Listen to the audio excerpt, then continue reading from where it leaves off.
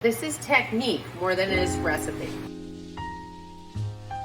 Greetings from a very rainy afternoon in Newburyport. I'm gonna do what this afternoon calls for and make a beef stew. It's a super simple technique that I know you can master without a recipe. You could follow Julia Child line by line, or you could commit this to memory and do it any night. Your ingredients: celery, carrots, there's my onion, a shallot, some Yukon Gold potatoes. Buy these guys because they can stand up to the long cooking of a stew. I've got some herbs, I think oregano under there, parsley, a bay leaf, the old faithful better than bouillon beef base. You could also use beef broth if you have that available. And 3 pounds of chuck roast, cut up for a stew, seasoned with salt and pepper. Oh yeah, and the wine, don't forget the wine. First things first, I want to sear my meat in my favorite pan, cast iron Le Creuset Dutch oven. Anything this shape will work. Once your oil is good and hot, you're gonna brown the beef in a medium hot oil. Unfortunately, you do have to do this in batches. It just doesn't work as well if you crowd the pan, so take your time. While my beef is browning, I chopped up my mirepoix. Mirepoix is a fancy French way of referring to your onions, your carrots, and your celery. Out go the beef, in goes the mirepoix.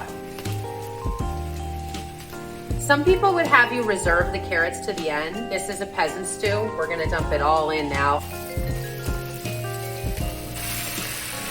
At this point, you're gonna add salt, a little butter. We're gonna deglaze the pan. Beef ready, mirepoix ready. We're gonna add the broth and the beef bouillon, cover it, and throw it in a 300-degree oven for an hour. You're probably wondering, where are the potatoes? They're right over here. They're going in after about an hour when I get back from picking up Rory at the bus. In go my bay leaves. I like to cook with proportions that I know are gonna fit the pan. Estimate according to what you're working with. Here is my steaming water. I'm gonna cover the beef using all of the beef love that we deglazed from the pan. Last but not least, montalcino. About a cup. Bouillon. Whole twig of rosemary. That way you can just pull the branch right out. You don't even have to chop it up. And oregano. Same deal, pull the branch right out. Bring her to a simmer. Into the oven, she's simmering away. Cover on, et voila. In she goes.